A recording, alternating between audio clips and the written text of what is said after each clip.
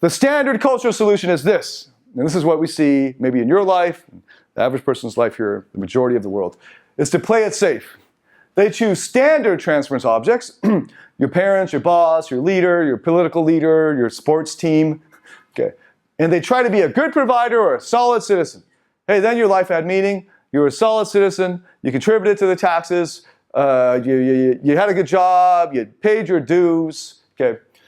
And he earns his species immortality as an agent of procreation. He did his duty, okay? And now he popped out some babies, okay? And he's an agent of collective immortality.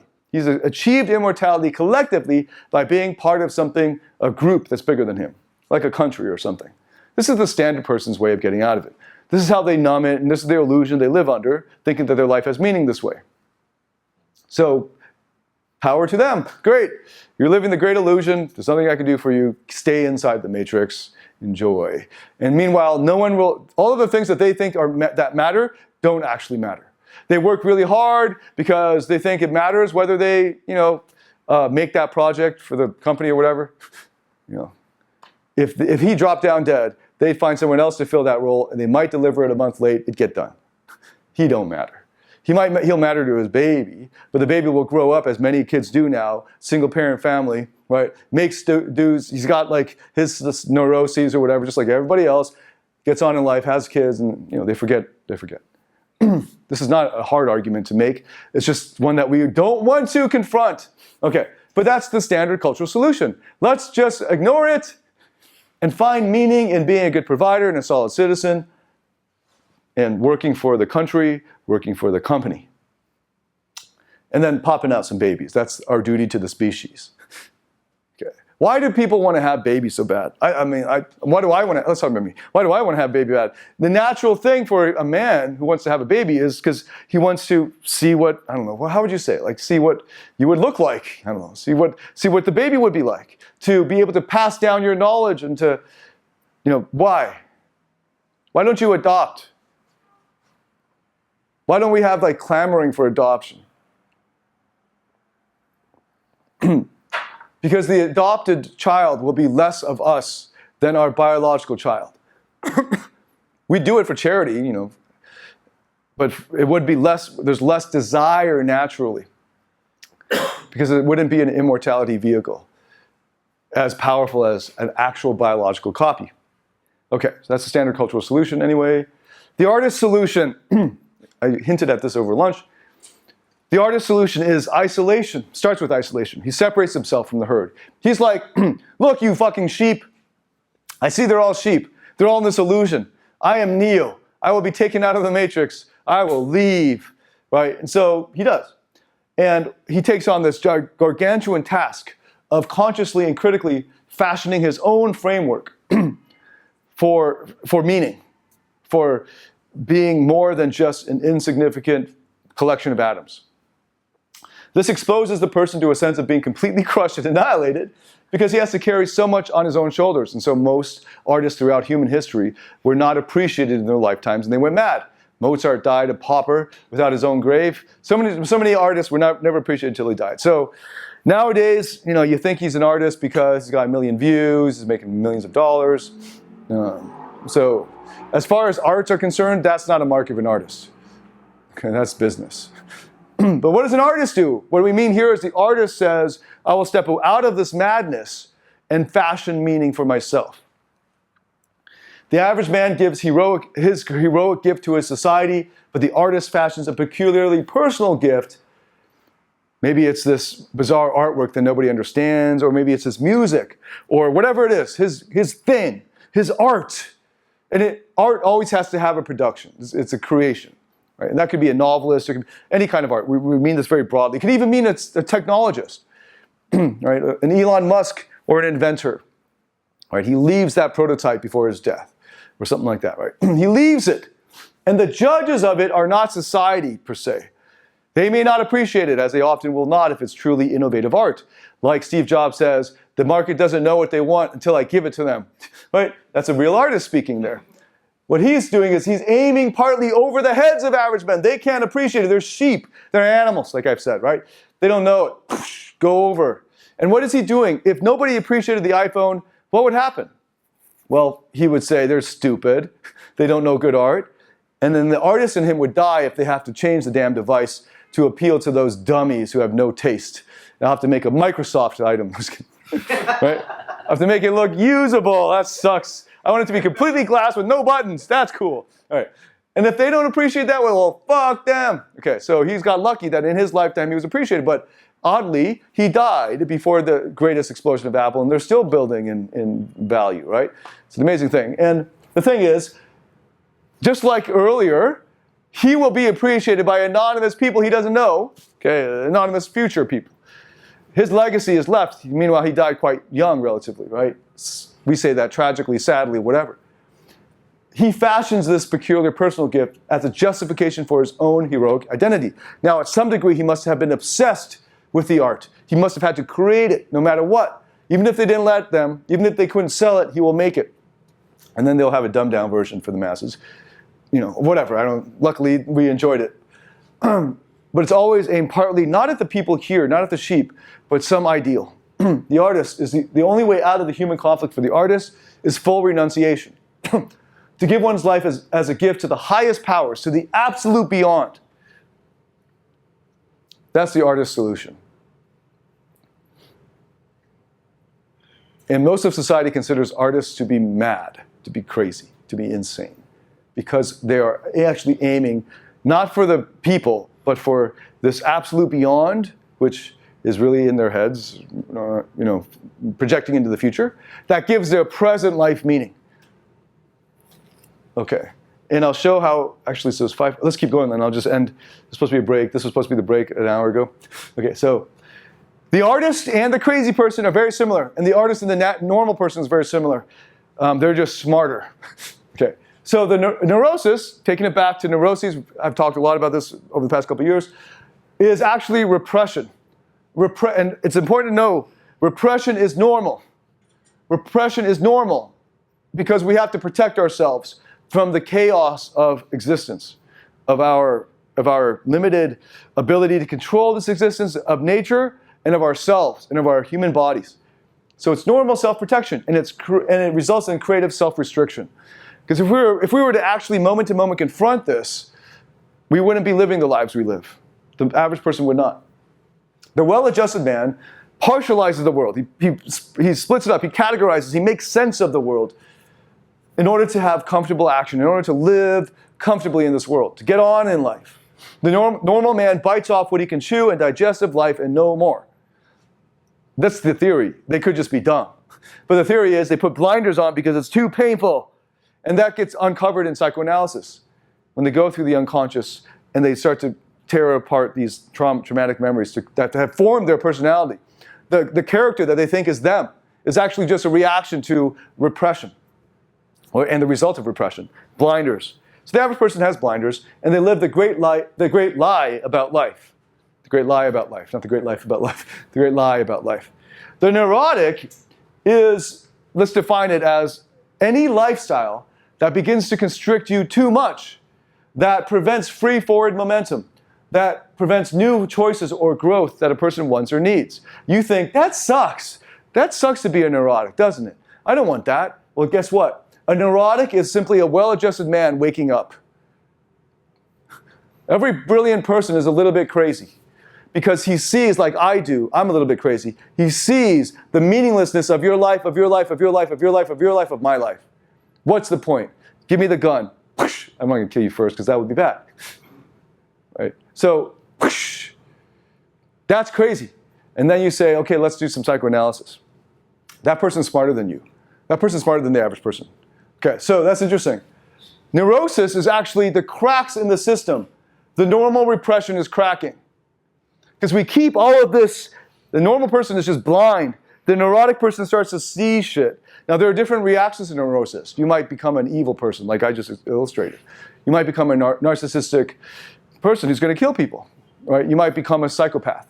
Or you might become an artist and say, fuck the world, I'll do my thing. Neurotic individuals grasp the ontological horns. Ontology is about being, the beingness of, okay, so the paradox of being. Some people are unable to separate, to individuate, and they are crazy. Some people are unable to unite and to merge, and so they're anti-social crazy. All right, so there are different types. The artist type has trouble repressing and narrowing down, restricting his life, his understanding, and his vision. He has too vivid an imagination. He takes in too much experience. He sees too large a chunk of the world, and so he is also neurotic. Steve Jobs was neurotic. Elon Musk, a visionary, is neurotic. It's going on and on about AI. Most of the world doesn't care. He's bothered by that. Gifted children, for those of you who were or who knew one of the greatest signs is that he's always depressed. Gifted kids are bothered by a lot of stuff they shouldn't be bothered by. Hey, why don't you just play with the Tonka truck? Do you know what's happening to the environment? Do you know all the CO2 that's killing us? That's a sign of a gifted child. The armor of repression is cracking. He's bothered by these things because he sees the cosmic significance. He sees the insignificance of this life, and that bothers him. Okay, and then he has to pour himself into something that matters for this life to matter.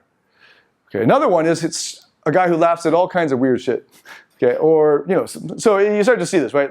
I don't have to get into how to identify gifted people, but the artist has trouble holding it together, of living the lie. But the average person lives a lie. I'm tired of coaching the lie. Most of the guys who come to me are just wanting to learn how to live the lie better. Right? How do I self-perpetuate? How do I get ego validation from club bitches who mean nothing? Fuck, kill me now. I don't want to teach that. I do not want that to be how I spend my days on this planet. The little time that I have, because my life means nothing anyway. Why do some suffering? Why perpetuate stupidity? So I'm trying to get out of that. Meeting the 4D was part of that, getting out of that. Going there and hearing the truth.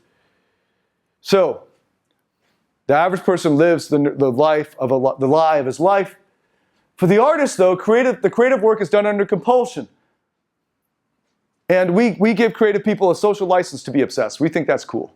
Well, nowadays. It used to be we would just throw them in the dungeon or something. But now we think that's cool, as long as they produce something that we appreciate. Even stuff we don't appreciate, stuff like modern art. What the fuck is that? Okay, hey, that's cool. You're obsessed by it. That's cool. By the way, an artist doesn't just produce art. Conor McGregor is an artist. He's famous for that quote, "This is not talent, this is an obsession." It's obsession. That martial art is creative. The well-adjusted man requires the obsession of work to keep from going crazy. So let's take a step back and look. Okay, so we had the industrialized age, right? And so sort of we're living out the results of the industrialized age as we move into technology. Soon there is no more industrialization. It will be all technology.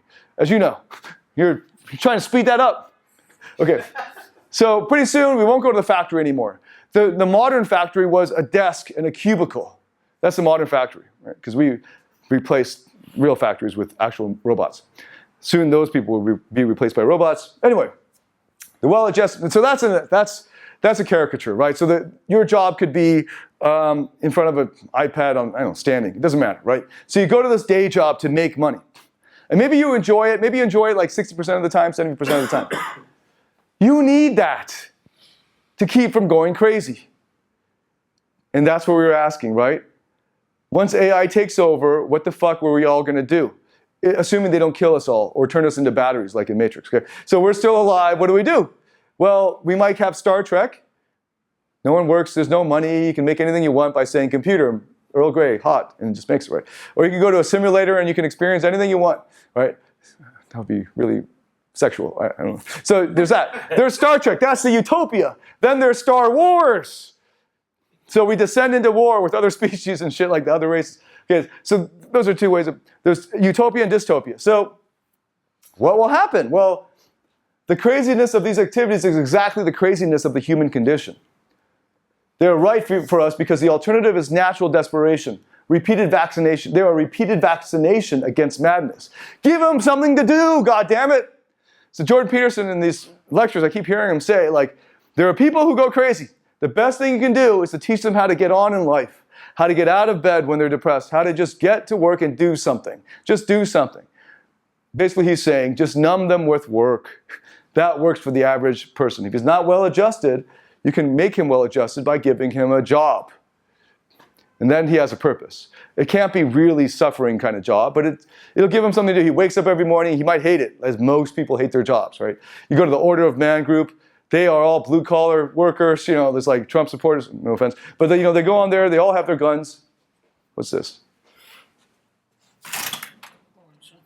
Ice. What is this? Somebody order ice? Oh, yeah, maybe. I'm almost, oh, wait, maybe. Okay, since we're going to have to cut this anyway. Jill, did you order ice? No. Oh, man. Where was I? Oh, yeah, work. The absurdity of work. So, yes, they show up, they do this thing. You can kind of see, you've probably seen other deep movies or some like depictions of how meaningless a day job can be, right? And how most people's day jobs are meaningless. An easy way now, we're 2017. You think back to the beginning of the industrialized age when fathers started to leave the homes and didn't do apprenticeships anymore, and were doing their swordsmiths or whatever the fuck they used to do, and they got into a bus to the factory, and hundreds of them got in the assembly line and put shit together. Right? And then you had the war effort that really drove that industrialized economy. And you think about the factory worker, right? Honest work, gets that, whatever, I don't know what I'm doing here, some machine, tool, right? Walks to work, puts in the time. And it's interesting because in Ayn Rand's Fountainhead, when everything went to shit for Howard Rourke, he went to the mines. And just for months, that's a kind of solution. When everything is crazy, one thing you can do is to do work, because work gives your life a purpose. Tomorrow, you got to get up and do that. Yeah, I mean, it's meaningless if you step back and think about it, but it makes you busy. Most of the world is doing meaningless work. We call them well-adjusted. But it's necessary. The Cause of Sui project is necessary so that everybody doesn't go crazy. So you wonder, so going back to that question, what's going to happen with AI when AI takes over all the functions of human being? We might just go crazy. And one of the things was, we were talking about, what if our lifespans go to 200 years? Whatever, 300 years. Okay, then we'll talk about that next. So the terrifying truth is the human life may not be more than a meaningless interlude in a vicious drama of flesh and bones that we call evolution. The necessity of the Cause of Sui project of humanly created meaning is necessary. All right. I get a lot of slides. I'm just going to rip through these real quick here to get to discussion. The cultural illusion of the average man is necessary. It's a necessary ideology to justify the self, a heroic dimension that is life itself to us animals that understand abstract concepts like symbols. If you're just an unthinking, unsymbolic animal like a dog, you don't have to worry about it. Your life has meaning just in fetch, okay? Unfortunately, we're not that dumb. We're symbolic animals. Fuck. We evolved to our own despair. It's interesting to imagine the first Homo sapiens that had brains big enough to know that they were conscious. That's weird. Okay, so to lose security of the heroic cultural illusion is to die. That's one of the theses of the escape from death, right? So the cultural illusion is necessary for us to get on in life.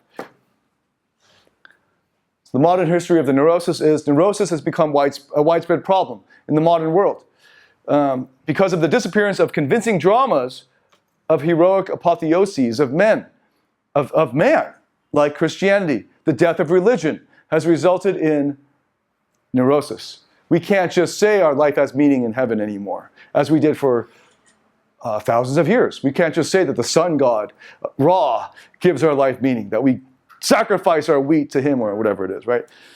Or we can't give ourselves to human labor to make a pyramid or whatever it is, because that gives us immortality. Modern man also cannot find heroism in everyday life anymore, as men used to in history, by doing their daily duty of raising children, working and worshiping, and then dying after 30 years. That was a pretty simple life. We didn't have to step out of that and ask the deep questions. Modern psychology makes the cause for personal unhappiness as the person himself. And then he is stuck with himself. The reason you're unhappy is because of your thoughts. But all the psychoanalysis in the world won't allow a person to find out what? Who you are! Why you're here on the earth! Why you have to die! And then what do I do with this? How can I make my life meaningful? And how can I be victorious? Psychoanalysis is limited because it limits itself to the life history of the person. And within your life history, you'd have to step outside your life history to give your life meaning, like religion does. Psychoanalysis can't do that. Individual unhappiness it can't do that. It can, but it's limiting itself. So individual unhappiness arises because of the natural world and the person's relationship to it as a symbolic animal. We will die. Nature doesn't give a fuck. We're going to be lost in history. And the eclipse of secure communal ideologies of redemption. In other words, the death of the church, the death of communal religions, and so forth. What is the ideal then? What are you striving for? I'm rushing through this just to get it done. But anyway, just so you know, I would spend more time. But the ideal for mental health, what is the purpose of all that analysis? Well, the lived, compelling illusion that does not lie about life, death, and reality is what we are supposed to be living to say that you are mentally healthy. An ideal that's honest enough to follow its own commandments, like don't kill other people and don't take the lives of others or justify yourself. Follow that shit, live your compelling illusion, and you're good. So most coaching and most psychoanalysis considers itself successful when you can get on in life and not be too depressed. Because you're living this illusion that your life matters. Right? This is a great outcome of UPW, is to believe that your life has meaning. You make of your life what you want. Go out and get it. Yeah! Right, so that's good. That's success. All right, that's mentally healthy. Schizophrenia, it's a great example of what we consider to be mentally unhealthy, is an extreme frontier of the human condition. If we go multiple personality disorder, that's even more extreme, I think. But is a desperate solution to the problem of our evolutionary dualism. Right, between that we want to be significant, but we're not. That we want to be special, but we're just food for worms. But man cannot get rid of his body, even if he throws it away. How does he get rid of his body? He literally leaves his body and enters a new personality. Technically, it's still the same body, but he doesn't know it. So the schizophrenic woman, who on the way to the therapist's office says to her therapist, I think I got raped, doesn't know. How? How can you not know? It's your body. How? You leave the body to escape this creatureliness, terror. And so the crazy people are smarter than you, than us. Because they see it. Their reaction to it sucks. It's not very pleasant for them. Crazy people aren't having a great time generally. But they're like, and she's like, I think I got raped. I don't know. How? While she was being raped, she left her body. New personality, boom. Trauma, reaction, splinter. Okay. So that's an extreme frontier of that, but you can't even leave the body. She's still stuck there, so she looks down. Shit, I think I got raped. What is this? Okay, so you can't leave your body. You're stuck. Low self-esteem and mental illness. Low self-esteem is the central problem of the mental illness. This is what you're told, right? This is what you hear over and over. I can reference so many people, but all of the people that you've been looking up to for mental health, they're giving, well, not all, but many of them, are the popular ones that I know the former pickup artists or reform players are trying to read. They're wrong. They haven't gone far enough. They read Nathaniel Branden, they think self-esteem. That's it. That's what I need. Self-esteem is the central problem. Low self-esteem is greatest when, let me start off with the problem. Low self-esteem is greatest when the heroic transcendence of fate is in doubt. When he doubts his own immortality, when he doubts the abiding value of his life, when he can't believe his having lived really makes any cosmic difference, then he has low self-esteem. Why? My life means nothing. I am nothing. I am nothing. That's low self-esteem. Right? So depression comes from sheer terror of individuation, of difference, of being alone, of losing support, and of losing support of the delegated power. The life lie, as Adler calls it, is necessary for most men to operate. How do you take the depressed, low self-esteem person and make him have mental health? You tell him the lie. His life matters. People love you. You're a hero. You can be anything you want. You got it. Okay, so the urge to immortalization and self-perpetuation by pleasing the other, by conforming to the code of behavior he represents, we get it from a small family circle, or we get it in our love object, the girl that we love, or whatever, right? The codependent relationship. We might get it in our babies, where it gives us something to live for. I matter now because that person loves me. I matter now because I'm part of something bigger than myself called the family. called CrossFit. I think it's part of like why communities are so popular, right? You give them a greater identity. Or I matter because I lay my life on the altar of, what was that, Lincoln's letter to the mother who lost all 4 of her sons, the famous example of great prose. So, what was it? So lay a sacrifice, such a heavy sacrifice on the altar of whatever for the country, right? So, and that we subsume our lives. They have meaning because we gave our lives for this cause, which is the United States of America. Okay, so, but self-esteem is the problem, is the organismic problem. So we have the elemental physical experience of the infant. His experience gives him confident narcissism, a sense of invulnerability if he wasn't abused as a baby, right? So he's like, I can do this, right? I can stand on my own 2 feet, I can walk, I can do this. He derives his power, it derives this from the power of the other. So his mom and dad are like, yeah, you can do this, yeah, you got it, yeah. And he's like, yes, I can. And he derives it from these 3 things, by the way. So the first is derives it from the power of the other. He derives it from the secure possession of his own body as a safe locus under his own control, which means he can control his body. He can move his legs like this. Wow, I can do it because I can do this. Okay, so that's another thing the baby does. And then finally, as the baby grows up, the meaning of his life project, his immortality project, Kazasui project, the symbols and dramatizations of our transcendence, of our animal vulnerability. We matter. We won't just die and become food for worms. Our life matters. Okay. The transcendence of our animal vulnerability. Do we need refresh of towels and things? Yeah. She has more ice. Oh, wow. They're really into the ice We here. already have ice. We already have it. Yeah, you can just come on in and come into the bedroom. Thanks. Thank you. Ice? No one's in there. Yeah, you can just go. Ice? Ice is lots, please. Ice is good. Why is there so much ice? I have no idea, honey. Some guy came along and just gave us ice. Just now we've just- Yeah, he just like knocked on the door real loud, just like, here. Like, Here's your ice. yeah. But this thing is dirty.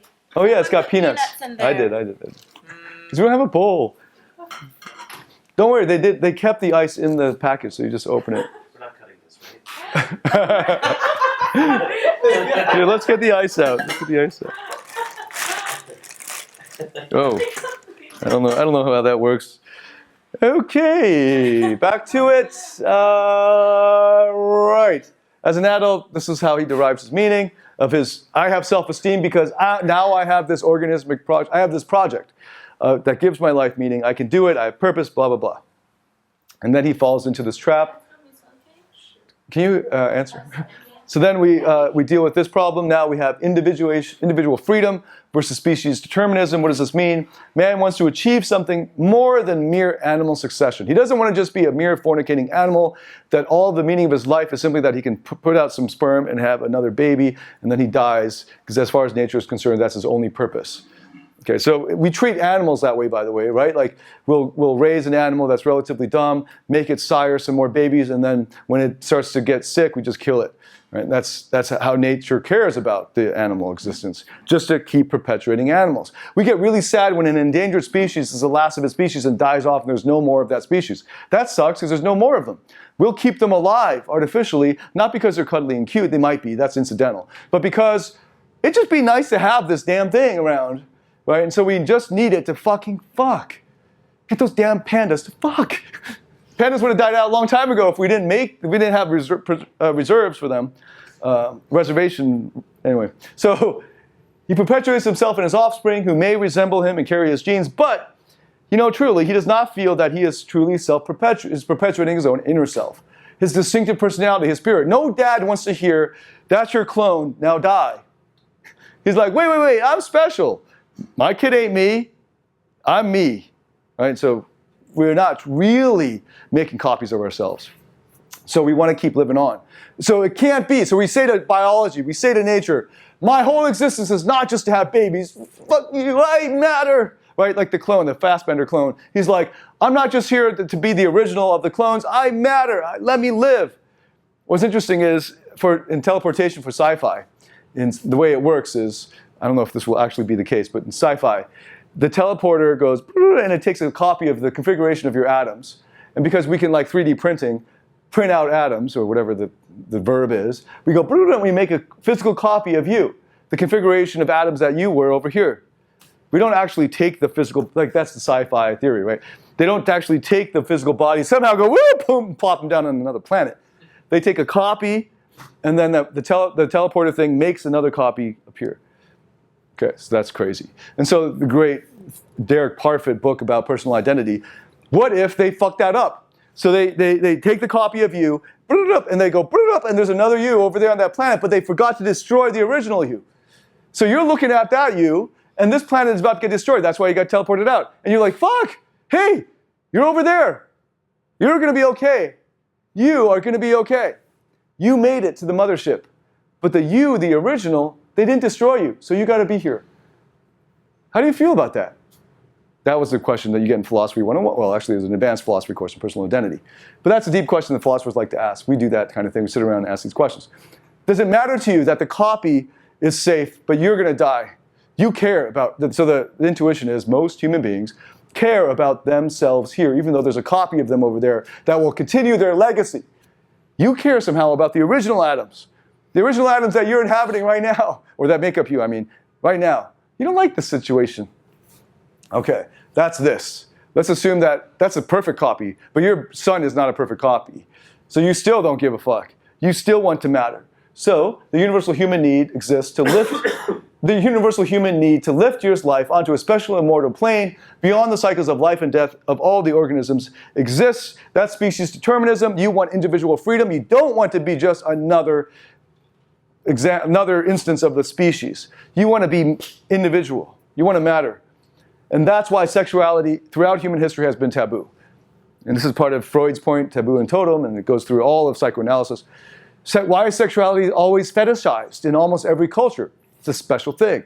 Not because it's just a procreative thing. If it were just a procreative thing, it would be celebrated. Why is it taboo? Why is it forbidden? Why is it dirty? Why is it dark? It's because that is a reminder to us that our lives don't matter except to pop out more babies. But we don't like that. We want our life to be more than just popping out babies. Okay, so what does our life matter? So we then find Kazusui projects. Because our life has to matter, we have to make it matter. To create all by oneself a spiritual, intellectual, and physically similar replica of oneself is the perfectly individualized self-perpetuation or immortality symbol. Holy shit. Okay, there's a lot to unpack there. I'm not going to unpack it. I'll leave that for later. But just, okay. So then here's some examples. Okay, examples of Kazusui projects. Something like a secret, right? It could be a secret ritual, a secret club, a secret formula. These create a new reality for man.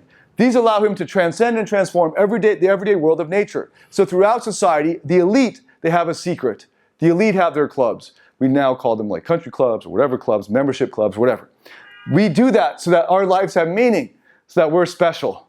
Anything that makes your life special, a club, now I'm on the insiders, whatever. That's one thing that throughout human history has existed, and it's driven by something secret, not some knowledge, a ritual, whatever, that not everybody has access to. That makes me special. Okay, that's a Kazusui project. Ritual. This is something that was very common in Asian culture, especially in China. Ritual is the man-made form of things prevailing over the natural order and taming it, transforming it, and making it safe. That becomes Kazusui project. It's bizarre what you discover in history among ancient peoples, okay, pre-modern peoples, where ritual was so, they thought that by doing certain things with their arms and having a procession of whatevers, or slicing the throat of a lamb or something, that they could absolve themselves of sins, that real things were happening metaphysically because they did things in a certain order. So we have a basic ritual. This is, for those who know Chinese history or philosophy, the important word li. Okay, ritual. Okay, so you might have heard this.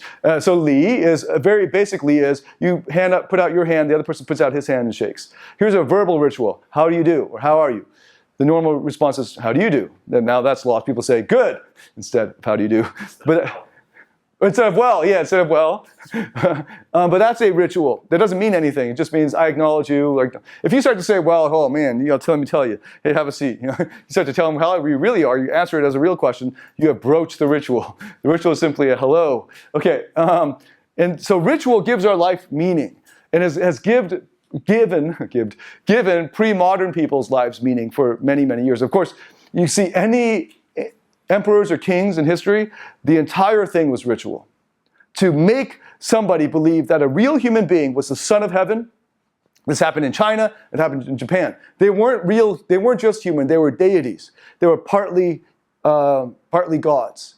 Okay? Or they, for that moment, when they entered the temple of heaven, so if you've been to Beijing, you probably saw the temple of heaven, and you entered that particular spot in it, you then became the god figure, and you accepted sacrifices of wheat, and the priests, of course, did this in Israel and all this. They actually had rituals, which were bizarre. It was like abracadabra stuff. But that turned the natural order into something significant. Okay, and that was a en masse cause-sui project. That was a project that gave our lives as a people, hundreds of thousands or millions of people, meaning. And we see this now in the modern world. Examples of not just like when we get together at UPW or something like, yeah, but when your sports team wins, right? So Robbins uses this as an example of ridiculousness. You didn't do shit, but like we won. And why? Because the ritual of the game, and then no one's like, it's a football game, nothing's really at stake here, but everything is at stake there. For those whose lives are meaningless, we play games, and we imbue those games with life or death significance. Then we can live our insignificant lives. Okay, take a break. Back from the break. So we have 3 slides. 3 slides here. So that first break was just to let it all sink in, bring it together, the conclusion. We have a big discussion, and we'll end and go for dinner. So the heroism is impossible. How does it begin? The child represses himself. The child represses himself. He does not force to repress. He purposely says, this is too hard to deal with. Let me go over here and pretend that shit don't happen. Or he tries different strategies that allows him to ignore this reality. Over here, I'll be the Joker, and then, mom don't like Joker. Okay, I'll be a pleaser, and now I'm just giving mom a back rub, and she likes me now. Okay, I'll stay with that one. Pretending like all of the other shit that caused him to make those pivots didn't exist. Okay, so and then at a deeper level, the child's inality, his realization of his physical body, that it does stuff that he can't control, like shit, that sometimes he doesn't want to shit because it's smelly, and that means he needs to get changed, and he's in the restaurant, so if he shits, they're not going to change him right away, and now he's to cry, and that's not comfortable. But he can't control it. There we go. Oh, shit. Literally, right? Oh. And now it's coming on his leg, and the mom, dad, like, holy crap, hey, take him to get him changed. Now he's all shamed, because now everyone's looking at him, and like, and he's like, I'm a piece of shit, and he takes him, and he cleans him, and now he's happy, now he's okay, right? But he can't control any of that. And then as he grows a little older, he knows he can't control mom and dad. We don't know he's pre-verbal, the baby, doesn't know we're trying to guess what he wants, and maybe he really wants to just be held, but we think he wants a bottle, so we stick a bottle in his mouth. He's like, nah, I don't want that. And they're even trying to figure out what he wants. So that's a pretty trivial example. Eventually he gets to the point where he realizes that he can't control the outside world. He can't even control his own physical body, and his body is going to die. This doesn't last. He can't control this, and it starts from the anus. That's the basic theory. The dirtiness of that thing that he doesn't like, that he can't control, has no power over, and is peeing, of course. The excretions of the dirt, parts of himself that are so nasty and dirty that they must be thrown away. And the whole time, not being in control. Nature doesn't, and then later on as an adult, he realizes trying to transfer the meaning of his life onto his parents, they're imperfect and can never fulfill that need for meaning in his life, and they hurt him. And he becomes different. The child is constantly repressing himself. The first fear that he's repressing is the fear of death. Not the fear of not being loved, not the fear that he's not worthy. Those are secondary fears. The reason he's fearing not being loved, the reason he's fearing not being worthy is because if he's not loved and he's not worthy of being loved, he will be alone and will die. And that sucks. No one wants to die if they're alive, generally, unless they are realizing this, and then they kill themselves. And so that actually, from a philosophical perspective, suicide is rational. Okay, so then we get into transference. How does he live then? How does he deal with this existential dilemma? He wants freedom. He wants to be heroic, but he can't. So utopians, they want perfect freedom from inner constraint or outer authority, and they like, the freedom of the self, the freedom of the self. I am unconstrained by anything. Unfortunately, we know the truth. Men need transference. So they transfer the responsibility for dealing with all this existential shit, the responsibility of dealing with the meaning of life onto something else that gives them meaning.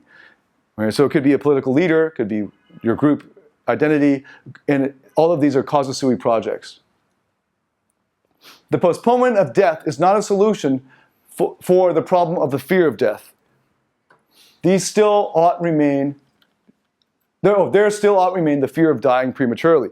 So even if you're like, hey, it's okay, but you're young, but you walk out there, you might get hit by a car, you might drop down dead. And sometimes you see this, like my friend who dropped dead at 14 years old, very healthy, and she was probably one of the most physically fit out of all of us. Well, definitely, yeah, she was doing gymnastics meets and shit.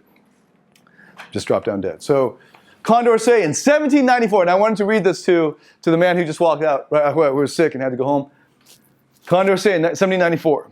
A period must one day arrive when death will be nothing more than the effect either of extraordinary accidents or of the slow and gradual decay of the vital powers, and that the duration of the interval between the birth of man and his decay will have itself no assignable limit. In other words, we'll be pretty much immortal, like the elves of Lord of the Rings, like the vampires of, we were talking about vampires at lunch of Anne Rice, of Wolverine. And he wasn't immortal, apparently, we find out in Logan, but he lived a really fucking long life, and he couldn't kill himself. And it's sort of like the dilemma of the Hulk. So one of the Avengers movies talked about how he tried to kill himself, put a gun in his mouth and shot it, and the Hulk spit it out. And we'd be like, the average guy would be like, dude, that's awesome, man. Why aren't you super happy? The smart person understands this. The smart person understands the despair and the meaningless of a life where you cannot end. Okay, so then what happens is death becomes hyper-fetishized as a source of danger. And so we were talking about this, the longer your lifespan is, the greater the danger of death. The bigger the meaning is of ending that life. And so it makes no sense to me, and to smart people. Well, actually, it is tragic to us. It is even more tragic when an elf dies versus a human being. Right? Because the elf had forever. And so they keep showing you in those movies, and this is what Tolkien, who was a brilliant philosopher, actually was showing, was whenever the elves die, the camera lingers over them a long time because Peter Jackson is understanding what Tolkien's saying. The sacrifice that an elf makes is 100 times greater than the sacrifice a dwarf, or especially a human. I don't know how long dwarves live, actually, but it's much longer than the human sacrifice. The human just gave up an extra 50 years he was going to live, right? The elf gave up eternity. There is no comparison. It is a god dying, and that is tragic. Okay, so that's crazy. What if we became elves? What would we do? Well, we would be looking for some way to die gloriously. And that makes sense for them from battle. And that was Tolkien's, one of his great contributions to philosophy, thinking hard about immortality and showing it. Okay, so great quote here that I will end with. A person spends years coming into his own, developing his talent, his unique gifts, perfecting his discriminations about the world, broadening and sharpening his appetite, learning to bear the disappointments of life, becoming mature and seasoned, going through aura transformation, taking every course, transforming, changing, going through stage after stage, growing and maturing. Finally, a unique creature in nature, standing with some dignity and nobility and transcending the animal condition, no longer driven, no longer a complete reflex, not stamped out of any mold. And then the real tragedy is that it takes 60 years of incredible suffering and effort to make such an individual, and then he is good only for dying. And then right at the height of his powers, his body breaks down in death. And all that arduous work, and it doesn't even have to be a breakdown. You walk out in the street at the peak of the hard work, boom, you're dead. Guess what though? Your startup that you worked so hard for and didn't get any sleep for sold for $100 million after you died. Don't worry about it though. Whoa, we love you, we write books about you, we write whatever. Who gives a fuck? You're dead. You don't get to enjoy that. But over and over and over, why do these people give a shit about what happens after they die? Because of the fear of death, the denial of death.